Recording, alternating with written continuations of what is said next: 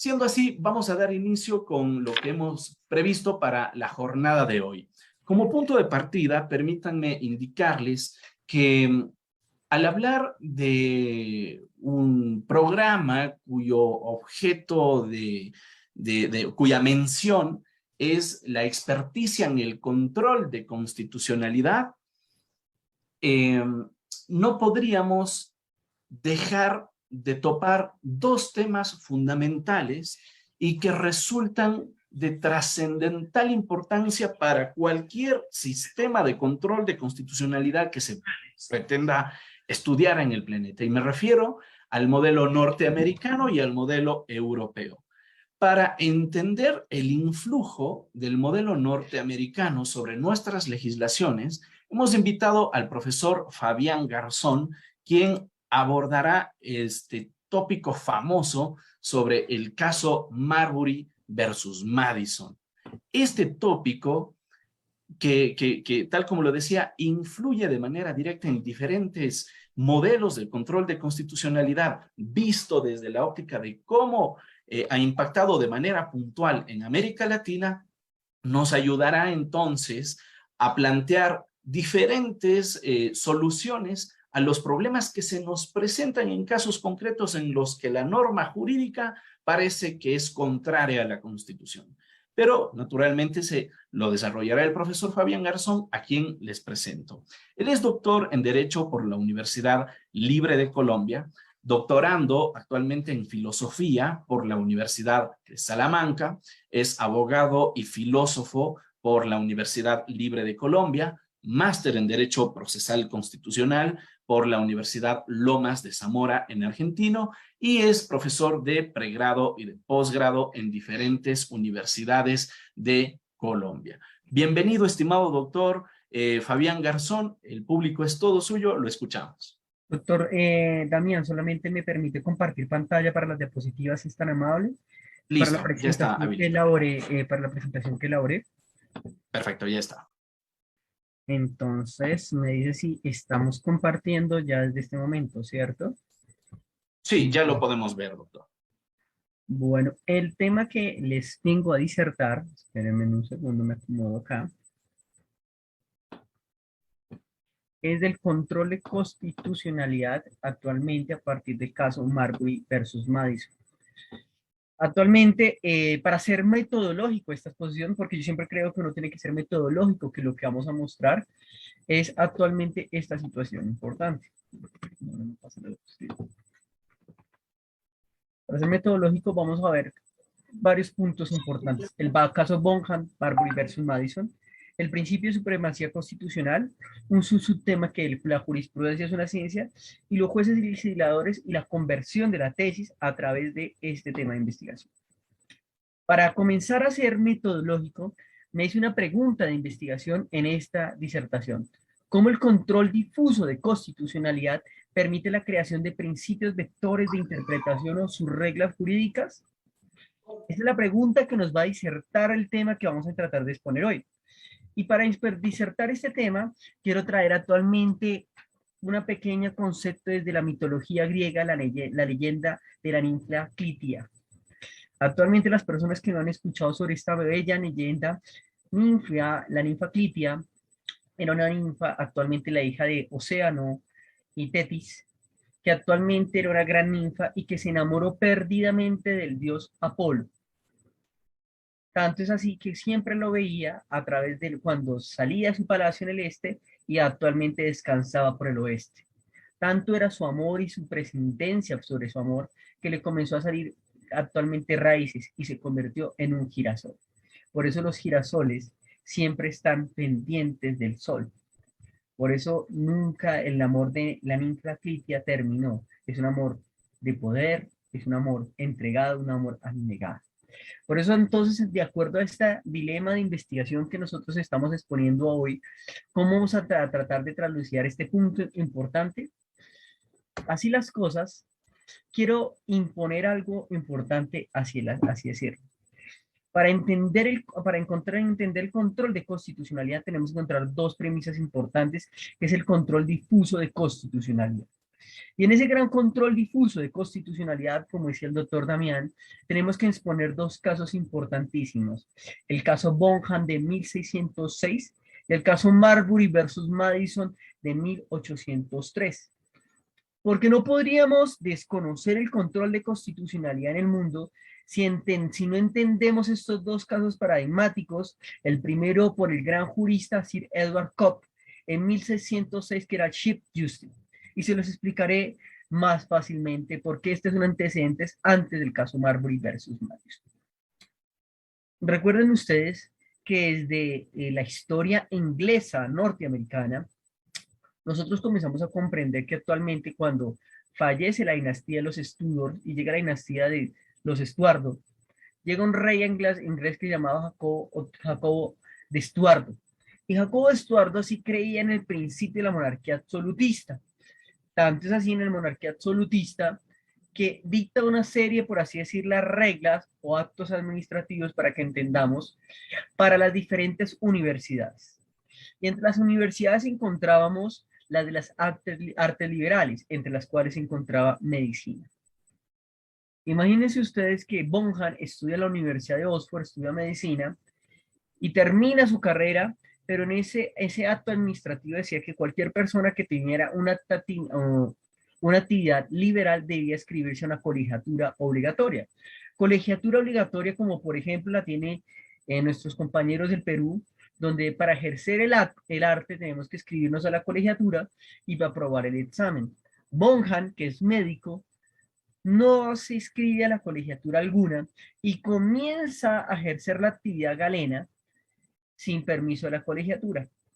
Así las cosas, la colegiatura de médicos le impone una multa. Él no le interesa, sigue haciendo esta situación importante y actualmente el Colegio de Galenos le interpone una pena privativa de la libertad, el arresto.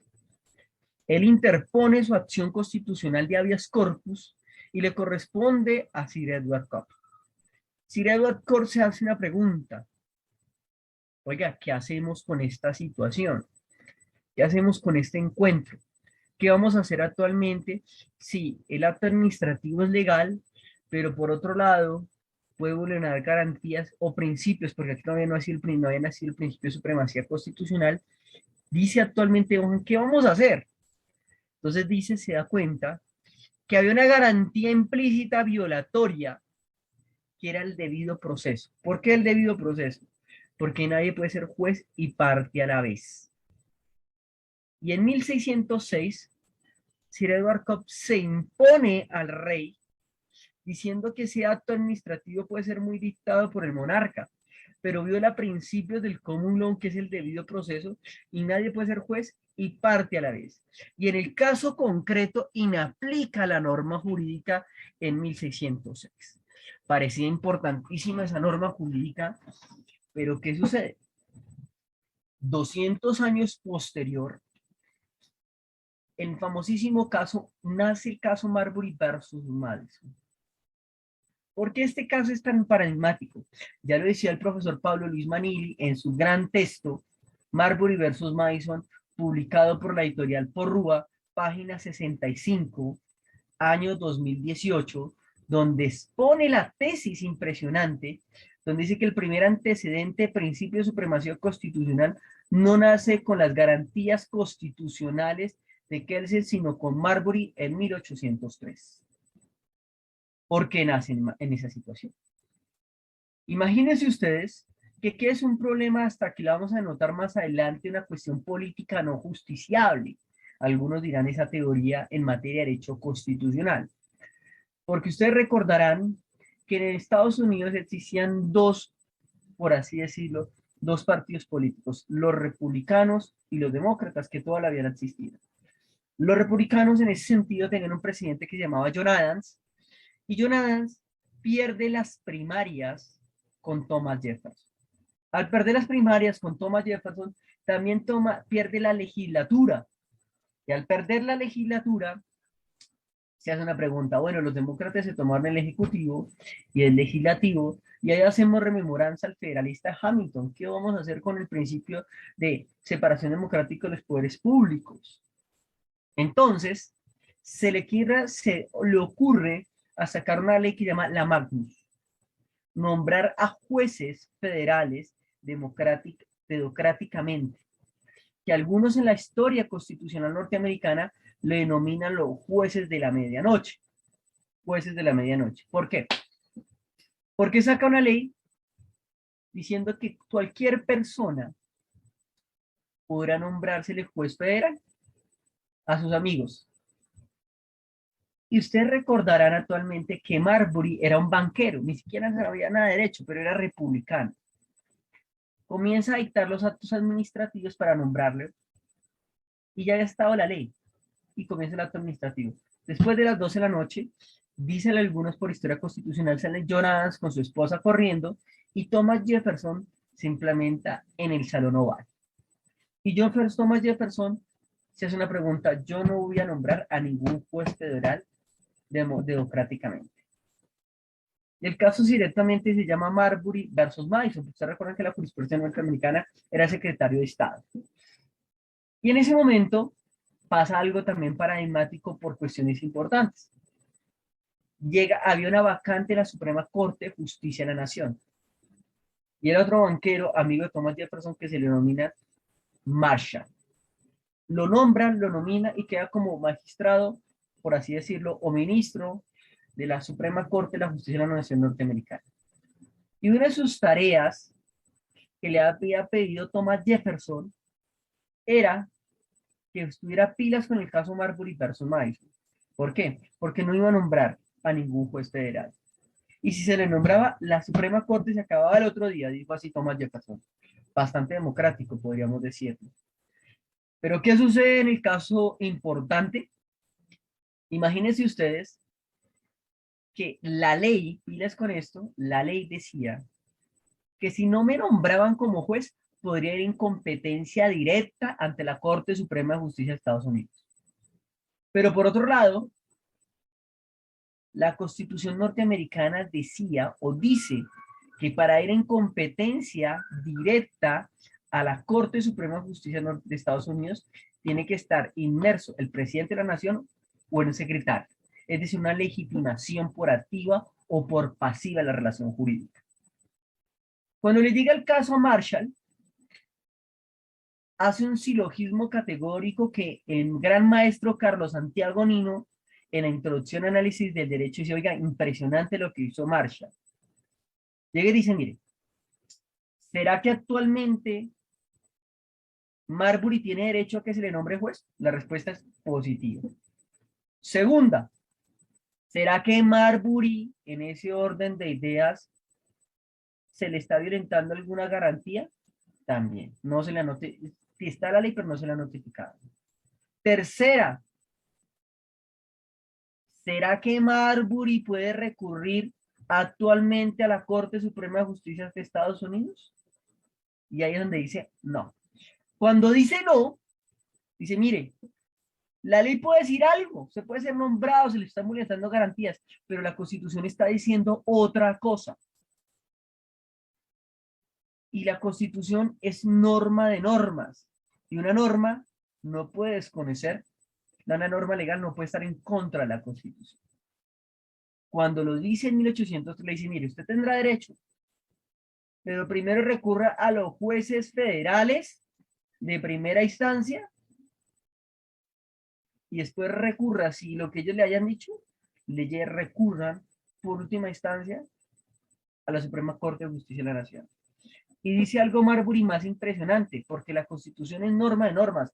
Dos, yo no voy a inaplicar la norma jurídica, o sea, yo no voy a derogar la norma jurídica, perdónenme la palabra, voy a inaplicarla en el caso concreto, la inaplico. Y ahí aparecen en dos momentos impresionantes lo que se conoce como la judicial review, las revisiones judiciales de los fallos. Y esos dos antecedentes permiten lo que se denomina más adelante, que si bien desconozcamos, y creo que los van a explicar más adelante, lo que implica altamente lo de la teoría general del derecho hablado sobre la teoría de los peldaños o el autismo jurídico. ¿Y qué significa eso para el principio de supremacía constitucional? Porque una cosa es el control constitucional que se hace frente a la norma jurídica Y otra cosa por norma implícita es cómo funciona ese control de constitucionalidad bajo el principio de supremacía constitucional. Y ya lo voy a explicar un poquitico más adelante, pero miren con estas dos situaciones, teoría de los peldaños y el autismo jurídico. Por eso, en esta teoría hay 4 cuestiones importantes para la norma de carácter sustantiva. Primero, para ese control de constitucionalidad, difuso de constitucionalidad. La Constitución es una norma de aplicación y exigibilidad directa para las otras normas jurídicas. La Constitución somete la vigencia de otras normas jurídicas. La supremacía constitucional y pílames con esta teoría, porque es una teoría del control difuso de constitucionalidad dictado por la Escuela de Génova, profesora Susana Pozzolo, que la supremacía de constitucionalización, la supremacía constitucional constitucionaliza todo el derecho, implica la interpretación constitucional.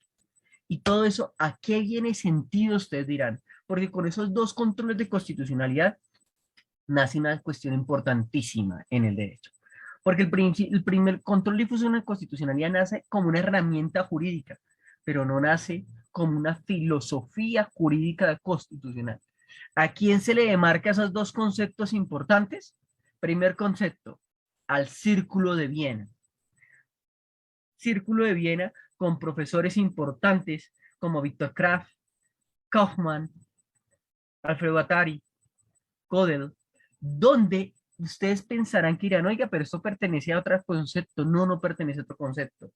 Porque esos profesores del Círculo de Viena permitieron pensar que el derecho fuera, digamos así, que las ciencias sociales fuera una ciencia objetiva.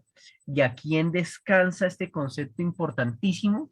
Al gran jurista del derecho austriaco Hans Kelsen, que tiene 4 permisos para que permite el principio de supremacía constitucionalidad y que se sumerge en las estructuras del derecho. La primera, que el derecho es pleno, que no hay una relación entre derecho y moral, y la norma hipotética fundamental. Esas son las premisas más importantes y aquí pareceríamos que estuviéramos hablando, y no que estoy hablando de la garantía jurisdiccional, la discusión entre el filósofo Carl Smith y Kelsen. Pero sin el control difuso de constitucionalidad no permitiríamos entrarnos en esta teoría. ¿Por qué? Porque ustedes encuentran, cuando uno se lee la garantía jurisdiccional de constitucional, la discusión entre Smith y Kelsen, y que está publicada en la editorial Trota, página 115, dice Kelsen que actualmente no podríamos entender los controles de constitucionalidades sin los 2 casos importantes, el caso Marbury versus Madison y el caso Bonham de 1606. Porque él entiende lo que hemos dicho importantísimo aquí en el principio de supremacía constitucional, que el derecho se reproduce a sí mismo y da sus propios significados, y que el derecho, en principio, comienza a crear sus propias normas jurídicas de exigibilidad directa. Y eso también lo dice en principios de derecho internacional público. Por eso cuando uno lee la Convención Americana de Derechos Humanos, actualmente artículo 1 y 2 de la Convención, estamos entendiendo que Kelsen dice que el derecho se reproduce a sí mismo. Por eso, quiero decir y tocar un tema importantísimo, cuando nosotros leemos el control concentrado de convencionalidad y el control difuso de convencionalidad, propuestas ¿sí? Desde la Corte Interamericana de Derechos Humanos, profesor Sergio García Ramírez, en los votos razonados Tibi versus Ecuador y Mirna Machar versus Guatemala, reconoce que el control difuso de constitucionalidad es la inspiración del control difuso de convencionalidad. Así las cosas, cuando reconocemos que el derecho reproduce sus propios sistemas y hay una plenitud del derecho jurídico, encontramos los controles de constitucionalidad en el mundo. ¿Cuáles son esos controles de constitucionalidad que difieren y que aparecen directamente en sentido del derecho? El control de constitucionalidad o legalidad o condición prioritaria de constitucionalidad que nace en el 2008 en Francia. El control de constitucionalidad que el siguiente docente se les va a explicar, que es que el señalamiento europeo, y el control difuso de constitucionalidad, que es el caso que nosotros estamos interpretando. Así las cosas, el control difuso de constitucionalidad permite algo en el ordenamiento jurídico. Primero, que lo puede ejercer cualquier servidor público en casos concretos. 2, que es incidental, es decir, se inaplica, como decía en el caso Bonham y en el caso Marbury versus Madison. y no aplica derogatoria de la norma jurídica. Yo hablaba con el doctor Paul, magistrado del Tribunal Constitucional de Bolivia, y me decía que en Bolivia yo puedo aplicar actualmente la figura que en el caso concreto puedo solicitar la inaplicación de una norma jurídica y que el juez actualmente lo remite al Tribunal Constitucional Plurinacional. Si ven cómo la ramificación es un típico, ahorita lo vamos a ver, es un típico como control difuso, pero como control concentrado, porque el juez no lo puede ni aplicar, pero actualmente su efecto suspensivo. En Colombia, cualquier autoridad pública, a partir del artículo 4 de la supremacía constitucional, puede declarar la inconstitucionalidad de una norma bajo la excepción de inconstitucionalidad, inaplicando la norma jurídica. Por eso, podemos encontrar que cómo se aplica a estas situaciones. Y les doy unos ejemplos para que los veamos. Cómo los tribunales constitucionales hacen esa inaplicabilidad de ese juez constitucional. Primero, en algunos países como España, Alemania, Austria, Bélgica o Bulgaria, se declara la inconstitucionalidad de oficio o petición de parte, ese control difuso y constitucionalidad. En otros efectos, por ejemplo, como Argentina, Suecia, Irlanda, no se puede declarar el juez no puede declarar la inconstitucionalidad, sino que se envía a un efecto suspensivo, por así decirlo, para que no le aplique el Tribunal Constitucionalidad. Entonces, en ese orden de ideas, podemos hablar de un juez de legislador de contenido positivo. Pues la respuesta en este sentido sería que sí. Por eso, quiero mostrarles cómo algunos países de Norteamérica, bueno, países americanos, aplican ese sistema de difuso de constitucionalidad. Por ejemplo, el típico sistema difuso de constitucionalidad de inspiración norteamericana es Argentina. Y ustedes ven que ellos tienen la Corte de Suprema Justicia, o México que tiene la Suprema Corte de Justicia de la Nación. Hay sistemas de concentrados puros, por así decirlos, como Paraguay, que tiene su Corte Suprema, pero tiene su sala constitucional. Y en Colombia, como les estaba denotando, tenemos un sistema de control difuso de constitucionalidad, que cualquier servidor público puede aplicar la norma jurídica en el caso concreto, o, por así decirlo, cualquier servidor puede aplicarla por la excepción de constitucionalidad o Bolivia. ¿Y eso qué ha permitido descansar? Tres situaciones importantes. Porque por aquí estoy tratando de responder mi pregunta de investigación. Si eso es así, de los sistemas de control difuso y constitucionalidad, podemos entender algo impresionante. Podemos impresionar algo impresionante. ¿Qué es? Tres situaciones del control de constitucionalidad derivados de la filosofía del derecho. El positivismo metodológico, el positivismo suave y el realismo jurídico. ¿Por qué quiero tocar esas dos situaciones desde la filosofía y desde la teoría de la constitucionalidad? Ustedes recuerdan que cuando escribe su bello texto, La teoría pura del derecho de Kelsen, Kelsen se pregunta si el derecho puede existir actualmente relaciones entre la moral, cuáles son las relaciones actualmente entre reglas y prescriptivas de normas. Y esa es la pregunta que se hace Kelsen. Pero cuando Kelsen se hace preguntas, se encuentra que el problema en el derecho es que que hay unas situaciones, que el derecho no avanza como avanza la sociedad, que a veces el derecho se hace una pregunta. ¿Qué pasa con las ambigüedades o la anfibología del derecho? Por eso vienen personajes en el derecho como Herbert Leonhardt, en su texto El concepto de law, se llama The Concept of Law, ¿sí? Que es mal traducido, que se llama el concepto de derecho, donde se hacen unas interpretaciones del derecho, de cuáles son sus contenidos del derecho para el control de constitucionalidad. Aunque Hart no llegó hasta allá, pero podemos decir eso. Por eso descansamos en el realismo jurídico.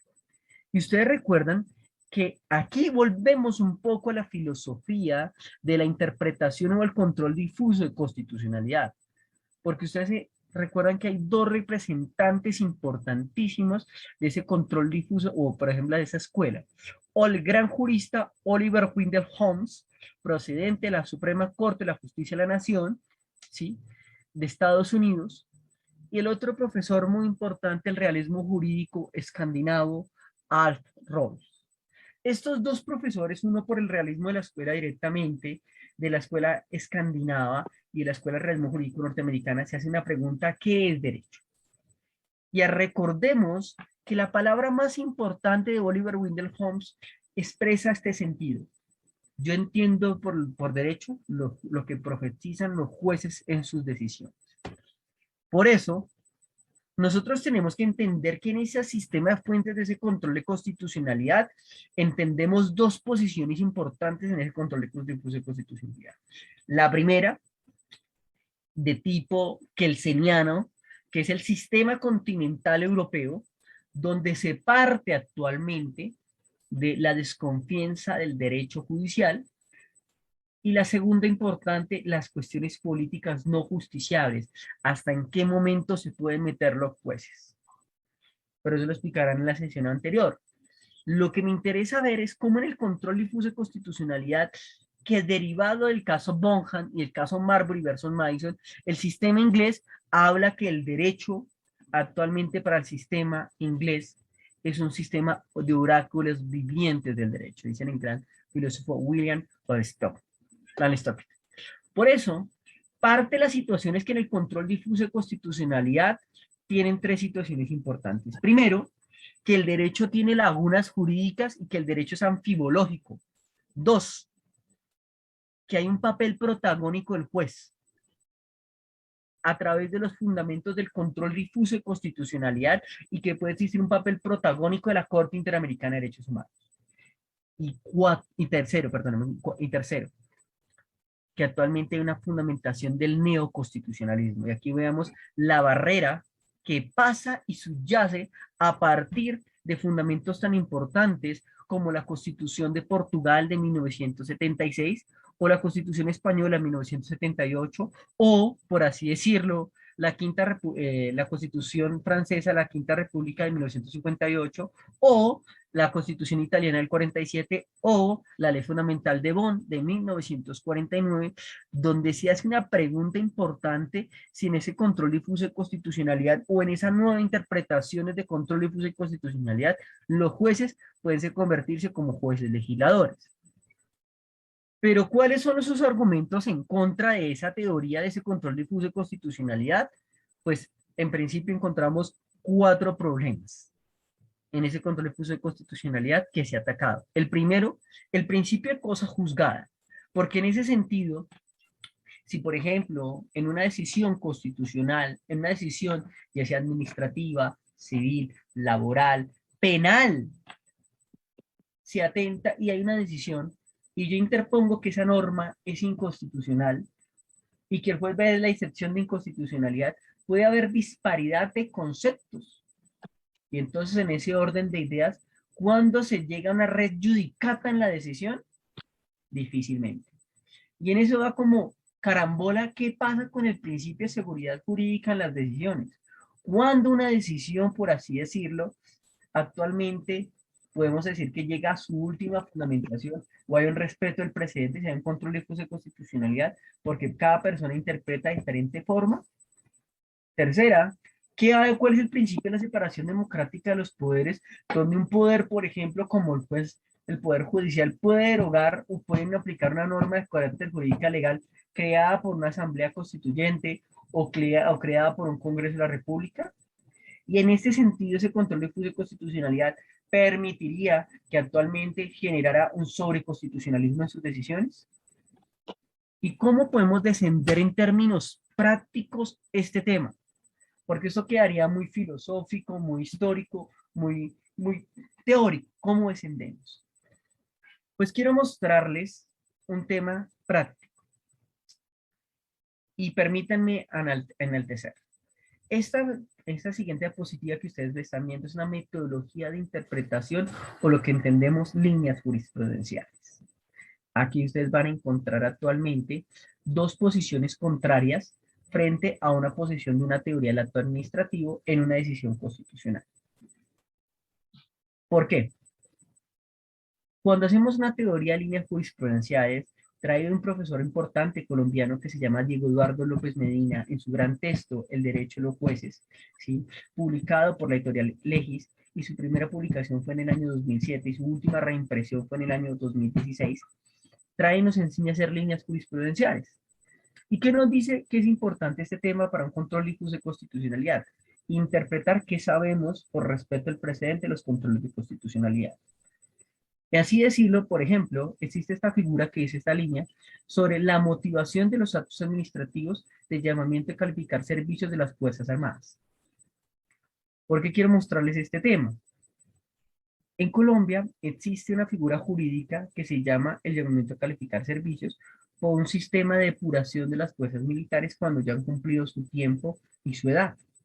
Digamos, 15 años de servicio actualmente prestado, los pueden llamar a calificar servicios sin que les motive el acto administrativo. Me hago una pregunta para ese control de constitucionalidad, porque la Corte Constitucional establece un stare decisis en la decisión. Entonces encontramos en estos dos balances de constitucionalidad y en esta primera pregunta, si este acto administrativo debe ser motivado. Y en esta otra pregunta, si los actos administrativos no deben ser motivados. Cuando hacemos esta línea jurisprudencial encontramos las posiciones de la Corte Constitucional y van a encontrar su sentencia fundadora de línea, por así decirlo. Encontramos su sentencia o que cambia la línea jurisprudencial para él. Encontramos sus sentencias confirmadoras de principio, encontramos sus sentencias que varían la línea jurisprudencial y encontramos actualmente los principios vectores de interpretación hasta la sentencia arquimédica, que es la sentencia C-237 de 2019, que en Colombia, según esta analogía, no se puede desconocer actualmente la motivación del acto administrativo, es decir, no se debe motivar el acto administrativo de llamamiento a calificar servicios. Y esta es una forma de interpretación que no es el tema para que ustedes lo vean hoy, pero es solamente una forma de cómo construir una línea jurisprudencial. ¿Y por qué esto es interesante? Cuando tenemos las tres líneas jurisprudenciales, desarrollamos una teoría que se llama en ese control difuso de constitucionalidad las matrices de orden horizontal. ¿Qué es una matriz de orden horizontal? Coger la posición de la Corte Constitucional y esa matriz metodológica la pueden utilizar para el Tribunal Constitucional Plurinacional de Bolivia, la pueden encontrar, la pueden utilizar para la Corte Interamericana de Derechos Humanos, la pueden hacer para la Corte Constitucional del Ecuador, la pueden encontrar para la Suprema Corte de Justicia de los Estados de México, podemos encontrarla para cualquiera. Cogemos la institución, la sentencia fundadora de línea que les mostré, con la sentencia arquimédica, desarrollamos una aproximación del precedente, desarrollando totalmente la posición del sí o el no, dando una calificación numérica, el sí, que se debe motivar 5, el no, que no se debe motivar, y aquí le encontramos las diferentes posiciones estadísticas. Los estrellitas son los salvamentos de voto, aclaraciones de voto que podemos encontrar en la decisión. Y encontramos actualmente algo importantísimo que se ha analizado por Perelman, cómo se piensan los precedentes, desde qué teoría se piensa un precedente en su posición jurídica. Y encontramos en esta posición de este tema a dos profesores administrativistas, Luciano Parejo Alfonso y actualmente Miguel Sánchez Morón. Y su aproximación filosófica actualmente es de Thomas Hobbes y Hans Kelsen, es decir, que no se debe motivar el acto administrativo. ¿Y cuál es el perfil psicosocial? Cuando yo hablo de perfil psicosocial, estoy pensando, es como que está pensando el tribunal, desde qué posición teórica. Y veamos desde la influencia conservadora, desde el positivismo metodológico y el positivismo metodológico. Estas dos teorías se están en esa línea jurisprudencial casando con esa posición. Pero cuando yo hice esa misma línea jurisprudencial en la Corte Interamericana de Derechos Humanos, encontré otra posición. Encontramos otra posición. Posición entendida actualmente desde profesores como Alejandro Neto García, Tomás Ramón Fernández y actualmente Eduardo García Enterría. Y encontramos otra autoría filosófica. Y encontramos actualmente una influencia garantista y desde el positivismo use analítico. Es decir, que si ustedes ven, esta matriz con esta matriz, de esta teoría de estos controles difusos de constitucionalidad me permite leer el precedente. Y aquí quiero utilizar algo impresionante, otra teoría, las redes dialógicas institucionales jurídicas. Cuando utilizo esta teoría de redes dialógicas institucionales jurídicas, comencé a convertir frente al tema de investigación, cogí todas las sentencias de la posición de la Corte Constitucional, que ustedes van a notar, son las mismas que están acá, ¿sí ven? Es las mismas decisiones. Las derivé acá. cogí las decisiones del Consejo de Estado y las derivé acá, y consideré las decisiones de la Corte Interamericana. Porque nosotros teóricamente sí hemos dicho que los tribunales dialogan, pero nunca ninguna metodología nos han dicho cómo se dialoga, cómo se deben dialogar las teorías. Entonces, en ese orden de ideas, comencé a analizar precedente por precedente y comencé a ver actualmente cómo se generan contraposiciones dialógicas y cómo el Consejo de Estado cita a la Corte Interamericana, y, perdón, cita a la Corte Constitucional Colombiana y cómo el Consejo de Estado cita actualmente esta posición. Y encontré que la decisión frente a mi tema de investigación fue la sentencia de unificación 091-2016, comienzan a correr las demás decisiones del Consejo de Estado. ¿Eso qué quiere decir? Que no dialogan con ninguna decisión de la Corte Interamericana en la línea jurisprudencial. Entonces la pregunta sería, ¿a qué obedecemos? ¿Al control concentrado de constitucionalidad? Porque aquí atentantemente encontramos que hay una vulneración de derechos de las decisiones de la Corte Interamericana de Derechos Humanos. Y siempre nos han hablado del control difuso de convencionalidad o el control difuso de constitucionalidad que no implica derogatoria. ¿Será que actualmente un juez en un caso concreto, en esta posición metodológica que les estoy enseñando, puede solicitar esto para encontrar un control difuso de constitucionalidad, donde no implique la norma derogatoria y no declare la responsabilidad internacional? Pues la respuesta sería que sí. Y en este sentido, a la respuesta de investigación que me hice metodológicamente, será que un verdadero control difuso de constitucionalidad que no implique derogatoria, normas jurídicas al ser y hacer lecturas de precedentes, en ese sentido, no aplique los precedentes constitucionales de un tribunal constitucional o el tribunal contencioso administrativo, pero evite las responsabilidades internacionales a través de posiciones de la Corte Interamericana de Derechos Humanos. Y en casos concretos, el control difuso de constitucionalidad desde el caso Bonham de 1606 y el caso Marbury versus Madison de 1803 se convertiría en una garantía constitucional y una garantía convencional. No siendo más, espero que les haya gustado la disertación. Muchísimas gracias.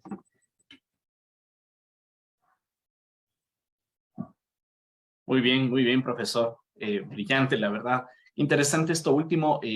Rogarle, doctor, que pudiera también compartirnos su presentación para poder encontrar estas sentencias y poder también compartirlas con los participantes. Ahora bien, tenemos por aquí una pregunta en redes sociales que la hace José Luis Niño Barrera. Dice, buenas tardes, por favor.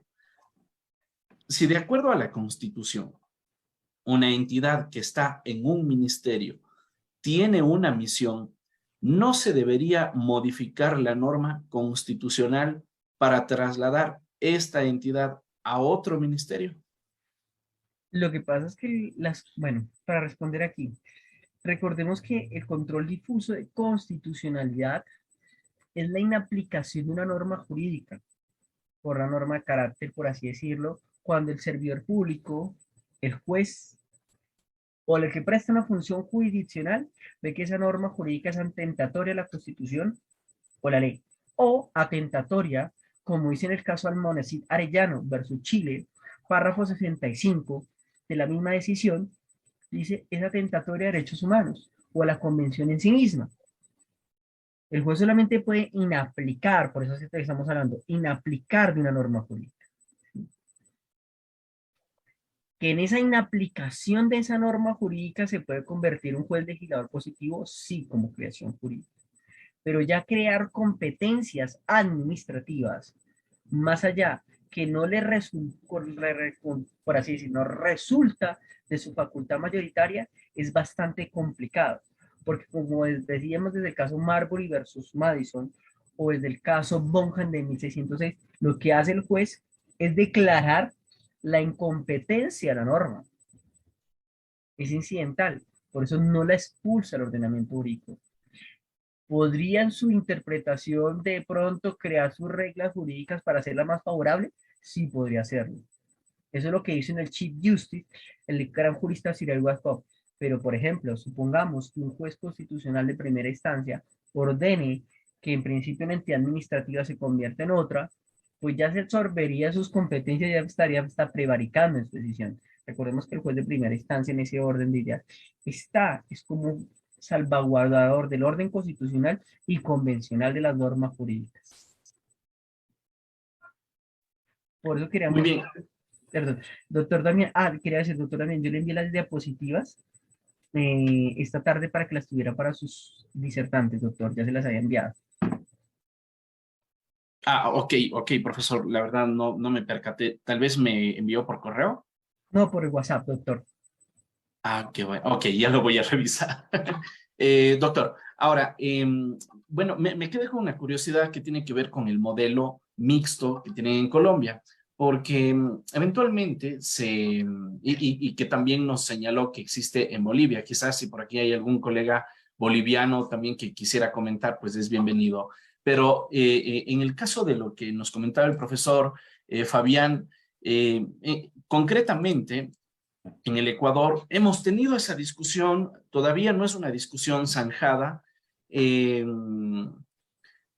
yo me inclino porque sí hay un control mixto de constitucionalidad, no es una postura, digamos, generalizada, así que es una postura que suena muy personal y por la que posiblemente haya que pelear, pero entre otras cosas se ha establecido que no es posible el control mixto en la medida que eh, al tener un control difuso, primero se piensa que habrá una inaplicación de la norma en el caso concreto, sí, pero en determinados contextos se piensa también que esa inaplicación se traduce a una derogatoria, ¿no? Se traduce en una derogatoria y el juez de instancia no está autorizado para derogar una norma frente pues al legislador, ¿no es cierto? Eso en primer lugar, y en segundo lugar porque también se considera que la,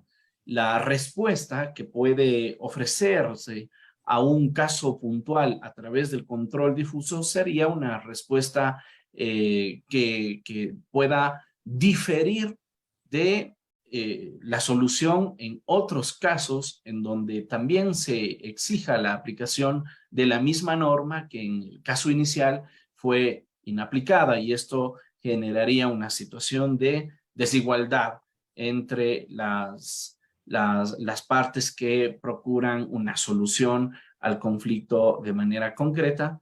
En tal virtud, doctor, ¿cómo es que puede ser compatible, digamos así, el control concreto con el control, o perdón, el control concentrado con el control difuso de constitucionalidad en la experiencia colombiana? Bueno, por aquí les tengo que decir que la experiencia, me suena el recuerdo, cuando sale la Constitución de 1991, en su artículo cuarto aparece el principio de supremacía constitucional y aparecen dos decretos importantísimos. Por eso es que nosotros no tenemos un código procesal constitucional como si aparece en Perú o como si aparece, por ejemplo, en el Código Procesal Constitucional de Tucumán de Argentina, o como aparece, por ejemplo, el Código Procesal Constitucional en Bolivia, por decir que hay un desarrollo más importante en estos países más que nosotros, por así decirlo, los colombianos. ¿Por qué les digo? Porque existen dos decretos, el decreto 2591 y el decreto 2067 del año 91 que regula esa situación. Y ustedes encontrarán que tratan de regular la excepción de inconstitucionalidad, pero no dicen cómo la van a desarrollar. Es decir, no dicen cuáles son las competencias, cuáles son sus efectos, cuáles son situaciones de trámite. Así las cosas, ha habido un respeto en Colombia a partir de la decisión, la sentencia tutela, la T406 del 92, porque por eso es que yo hablo de una convergencia de acción y de pronto me faltó decirles en la conferencia. Diríamos que aquí en Colombia hay una convergencia de acción en materia de acciones de amparo, hay una protección constitucional frente a los derechos fundamentales. Pero a partir de la sentencia T406 del 92, magistrado ponente Silvio Angarita Barón, y los exhorto cuando ustedes la vean, van a encontrar en esa decisión, en el resuelve, algo que llamó la cláusula Angarita. ¿Qué dice, qué significa para nosotros la cláusula Angarita? Que en aquellos casos que se haya tomado esa misma decisión deberá someterse bajo esos mismos postulados, bajo los principios jurídicos. Primera situación en Colombia, que bajo esa decisión y pasando por la T 414-92, pasando por la decisión C083-95, magistrado Carlos Gaviria Díaz, pasando por la decisión C608-36 del 2001, magistrado Ponente Rodrigo Escobar Gil, pasando por decisiones como la C590 al 2005, magistrado Córdoba Triviño, pasando por otras decisiones, ¿sí? Podemos encontrar que aquí hay un respeto del precedente. Pero en cuanto a inaplicaciones de excepción de inconstitucionalidad, el término ha sido como, por así decirlo, una tesis tardía de respeto de precedentes. ¿Por qué? Porque que haya un juez, porque nosotros vemos, el juez puede apartarse de sus fallos declarando la excepción de inconstitucionalidad, debe explicar y argumentar razonadamente, dice la decisión de constitucionalidad, sentencia T-231-94, para que el juez no prevarique. ¿Y cuál ha sido el lío actualmente? Que no saben en esa decisión qué significa razonar, explicar razonadamente. ¿Qué se entiende ahí? Eso, como diría el maestro Manuel Atienza, eso es un concepto jurídico indeterminado. ¿Qué se entiende por razonar como tal? ¿Mm? Entonces, en Colombia está delineada la figura jurídica como control difuso de constitucionalidad, un control mixto, control concentrado y un control difuso de constitucionalidad de los servidores públicos, pero han encontrado como 3 o 4 decisiones como tal para aplicar la excepción de inconstitucionalidad, pero siempre en tenor al respeto del precedente constitucional. Por eso aquí se ha tenido como como por así decirlo en Colombia, un amor propio desde la primera y segunda Corte Constitucional a la postura del precedente. ¿Mm? Algo como bastante difícil, pero más adelante la sentencia C634-2011 también una respeta al presente administrativo. Entonces, en ese orden de ideas, lo que ha sido como saneado, como tesis intermedia, como una frónesis aristotélica, ha sido un respeto al precedente constitucional, pero que hayan chocado entre el control difuso y el control concentrado de constitucionalidad, no porque ha sido tímido, no hay un desarrollo legal. ¿No? Esa sería la respuesta desde el término práctico. Ok, ok, profesor. Y claro, bueno, un poco recogiendo lo que usted nos comenta, eh, compatibilizando con lo que sucede en el caso ecuatoriano, hoy en nuestros días, casualmente que estamos en una suerte de crisis de la justicia constitucional, sobre todo porque diferentes sectores políticos y personajes que ejercen el poder han presentado diferentes acciones constitucionales. Una de las grandes reacciones ha sido que la Corte Constitucional ecuatoriana debería eliminar el precedente jurisprudencial que establece que los jueces en materia constitucional no prevarican. Y claro, yo soy un poco escéptico con esa postura. ¿Por qué? Porque cuando los jueces, cuando la Corte Constitucional ecuatoriana dijo eso, en el marco de una sentencia, que casualmente es la sentencia del matrimonio igualitario, lo dijo con la finalidad de precautelar que los jueces en los casos concretos logren una aplicación directa de la Constitución frente a enunciados normativos infraconstitucionales que podrían ser restrictivos de derechos, pero nada más en esos casos. O sea, no es que la Corte Constitucional dijo a los jueces constitucionales, oigan, actúen como quieran y no apliquen las normas cuando se les antoje o algo por el estilo. Dio un contexto, o al menos ese es el contexto en el que la Corte dijo, los jueces no prevarican. Y claro, la tendencia de nuestros días es que debería de eliminarse esa postura, ese precedente jurisprudencial, en la medida que ese no prevaricato ha sido interpretado por muchos jueces desde una óptica en la que lo ven como una carta abierta para que puedan tomar las decisiones contra derecho, digamos, contra la norma jurídica y no necesariamente haciendo una suerte de control difuso de constitucionalidad. En ese sentido, profesor, ¿considera usted que la Corte Constitucional, en aras de favorecer la seguridad jurídica y conocer a ciencia cierta que en un país debe de primar solamente un modelo de control, ¿sería posible o sería viable que la Corte pueda eliminar ese precedente? Yo hay dos respuestas frente a eso. A mí me preocupa cuando hablamos de presidente constitucional, porque aquí me recuerda a las hicimos clases de sociología y a Max Weber cuando hablaba sobre que todos los jueces tenemos una carga valorativa o que todos los jueces tienen una carga valorativa, ¿sí? ¿Y por qué por qué digo esto? Piensen en este tema. Piensen en este tema muy importante. Por ejemplo, en Colombia, y vuelvo a mostrarles la diapositiva para pronto explicarles algo que quiero mostrarles. Perdónenme, volver a recar el tema acá. Si ustedes denotan, este es un balance constitucional de una línea jurisprudencial de respeto de precedente frente a un tema jurídico concreto. Si ustedes denotan, en el año 95 habían unos magistrados, en el año 96 van cambiando. Y si van cambiando la línea jurisprudencial de acuerdo a sus derivaciones. Por ejemplo, del año 2001 hasta el 2013, pues así decirlo, mantenieron un precedente de carácter positivo frente a la motivación del acto administrativo de llamamiento a calificar servicios. En el año 2015 cambian los magistrados, porque aquí en Colombia los magistrados cambian cada 8 años. Yo sé que, por ejemplo, en Ecuador ya también están cambiando los magistrados. Por ejemplo, el magistrado Ramiro Ávila Santa María ya no está en el Tribunal Constitucional ecuatoriano. Por ejemplo, el doctor Paul, que es presidente del Tribunal Constitucional, que también lo conocemos con el doctor Damián, me comentaba que ya le queda hasta diciembre y ellos también tienen una carga valorativa en sus decisiones. Entonces, supongamos que en ese sentido, la pregunta sería, si supongamos que hay unos magistrados que piensan frente a un tema y piensan tienen una vocación de un modelo de precedente, lo implantan una decisión constitucional como por ejemplo el doctor Damián Díaz Narra que decide del matrimonio igualitario, pero en 3, 4 años cambian otros magistrados, implementan otro precedente constitucional que difiere el anterior precedente. La pregunta en ese orden de días, ¿dónde está el principio de seguridad jurídica en los controles de constitucionalidad?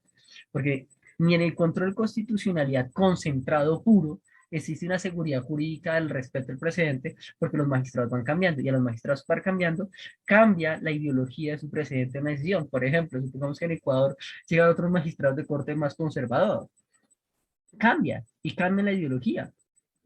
Podrían cambiar hasta el modelo de control de constitucionalidad, cosa que no pasa, por ejemplo, en el modelo norteamericano puro, porque ustedes recuerdan que en Estados Unidos los magistrados de la Suprema Corte de la Nación de los Estados Unidos de carácter vitalicio. Por ejemplo, y aún así, y ustedes vieron que aún así hace menos de 2 semanas, el famosísimo caso Roe versus Wade se cambió en Estados Unidos, que era el matrimonio de carácter abortivo, y ahora la Corte Suprema de Justicia cambió por de carácter conservadora. Y ahora tenemos cómo aplicar los controles de constitucionalidad difuso frente a ese precedente. O sea, aquí diríamos que ese control difuso de excepción de inconstitucionalidad, de tendencia norteamericana, creo que hoy en día, y como una metamorfosis constitucionalidad, se ha cambiado como un respeto absoluto al precedente de constitucionalidad de los tribunales constitucionales o de las Supremas Cortes, pero que haya una seguridad jurídica en esos precedentes, en esos modelos de control de constitucionalidad, yo creo que no la hay. Y la vez pasada lo hablamos con un profesor que, por ejemplo, el maestro Peter Haberle ha traído desde las decisiones del Tribunal Federal alemán el derecho viviente, pero ese derecho viviente también tiene un problema. ¿Qué se entiende y cuáles serían los principios vectores de interpretación para que haya seguridad jurídica? Y en un modelo de control de constitucionalidad, está muy compleja la tarea. Ok, profesor. Vamos con una última pregunta. Tenemos por aquí de Óscar Fernando Quintero, quien nos saluda desde Colombia y dice: buenas noches. En la reglamentación de la tutela se debe tener en cuenta los tratados internacionales en los cuales Colombia debe obedecer la regla y no lo hace. ¿Cómo se vincula o hace justicia internacional para vigilarlo? Bueno, es una pregunta que llevaría otra clase, pero rápidamente digamos que cuando uno estudia el tema de, por ejemplo, el tema de acción de tutela en Colombia, artículo 86, dice que toda persona tendrá acción de tutela para proteger los derechos fundamentales. Y si uno hace la lectura, pues uno parecería que con el decreto 2591 aparecería hasta ese fundamento. Y uno estudia el tema de bloque de constitucionalidad, artículo 93, 94 de la Constitución colombiana, y hace una lectura que puede entender las cláusulas de interpretación jurídica que establecen órganos de carácter internacional como la Corte Interamericana de Derechos Humanos o el Comité de los Derechos Humanos. Y eso es, vuelvo a digo, una cosa es, yo hablo aquí desde el término del positivismo formalista que él señala, porque me encanta Kelsen. Una cosa es el deber ser y otra cosa es el ser en sí mismo. ¿Sí? Por ejemplo, en Colombia se dictó una sentencia muy paradigmática, que fue la sentencia C941 del 2010, donde la misma Corte Constitucional colombiana dice, la Corte Constitucional no es juez de convencionalidad, no está llamada a verificar la Constitución, los tratados internacionales con la Constitución. Y otros precedentes, que se los voy a leer para la persona que me preguntó, para ser un poquito más ordenado, ¿sí? Por ejemplo, eh, sentencia C1436 del 2000, sentencia C557 del 2001, sentencia C427 del 2002, sentencia C200 del 2003, pero ¿qué pasa con esas decisiones? ¿Verdaderamente se aplica?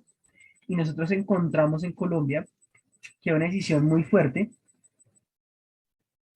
que ustedes habrán escuchado, la famosísima sentencia Gustavo Petro Rego versus Colombia, y que ustedes saben que hoy en día Gustavo Petro es actualmente el presidente de Colombia. Pero una sentencia del año 2019, si la memoria no me falta, la sentencia C111-2019, del magistrado ponente, y lo digo y lo sostengo, Carlos Bernal Pulido, que ustedes lo habrán conocido, un gran constitucionalista que hoy está en la Comisión Interamericana de Derechos Humanos, desconoce y dice que actualmente que en Colombia no se tiene que aplicar la destitución de funcionarios públicos elegidos popularmente, sino lo puede aplicar cualquier órgano estatal. Y desconoce las garantías constitucionales establecidas por la misma tutela. Entonces, en ese orden de ideas, ¿qué podría solucionar ese tema en el ordenamiento jurídico colombiano? Primero, la primera solución que podremos establecer es solicitar, por ejemplo, en un caso concreto, solicitar la petición de denuncia ante el sistema interamericano por el respeto al Estado de CICIS en ciertas decisiones, pero para eso tenemos que tener líneas jurisprudenciales claras, porque la Corte Interamericana también desarrolla líneas jurisprudenciales claras en ciertos temas, son siempre los principios vectores de interpretación. Por eso, doctor, también yo le hago una invitación para el diplomado, aprender a hacer metodología de líneas de cómo se interpretan los precedentes, tanto constitucionales como convencionales, de cómo son las interpretaciones de los precedentes. Segunda, al tener claro el precedente, yo puedo solicitar la responsabilidad porque muchas veces los jueces internos no aceptan los temas de derechos de tutela o hacemos, por ejemplo, no aplican la Constitución en norma directa o las decisiones de la Corte Interamericana. Entonces, en ese sentido, solicitar medidas cautelares a la Comisión Interamericana si tenemos la línea jurisprudencial clara. O la tercera decisión, las resoluciones del Comité de los Derechos Humanos de la Organización de las Naciones Unidas. Si tenemos esos claros, sería perfecto y evitaríamos la responsabilidad por hecho ilícito internacional que muchas veces en tutela o la Corte Constitucional difiere o son cuestiones políticas no justiciables. Yo sé que pronto la pregunta es muy amplia, pero pues traté de serla lo más concisa posible. Ok, perfecto, profesor. Bueno, muy interesante su respuesta y tomo nota, de hecho, tomo nota cada que surge alguna idea de los ponentes, tomo nota para futuras actividades porque esa es la intención, seguir abriendo el abanico para seguir pues investigando y discutiendo estos tópicos tan importantes para la academia. Profesor, muchísimas gracias por su tiempo, por compartirnos estas ideas. Recordarles a los participantes que el doctor Fabián Garzón también nos compartió su contacto. Aquí justamente está Si al final. necesitan algo, por de pronto alguna pregunta, perdón interrumpirlo, doctor Damián. Este es mi correo. Exactamente. No, está muy bien. Está muy bien, doctor. Sí, por aquí están los contactos, está el correo del profesor Fabián Garzón, su Facebook y su número de WhatsApp por si gustarían contactarlo. Por aquí ya de hecho tengo un fan en redes sociales que dice que pues, necesita contactarlo, profesor. Así que muchísimas gracias por compartirnos Doctor, también este espacio y pues esperamos que podamos encontrarnos entonces en la ciudad de Cuenca. doctor, muchísimas gracias, doctor Damián. Siempre es un gusto acompañarlo, siempre es un gusto saber de que Latin Juris ha crecido. De verdad, me place muchísimo, doctor. Y por mi lado es un gusto acompañarlos en esta actividad y que usted sabe que todo lo que llega a Latin Juris, les digo que sí desde ya. Es un placer. Sí, muchísimas gracias, doctor. Será entonces hasta una próxima ocasión. Y bueno, hablando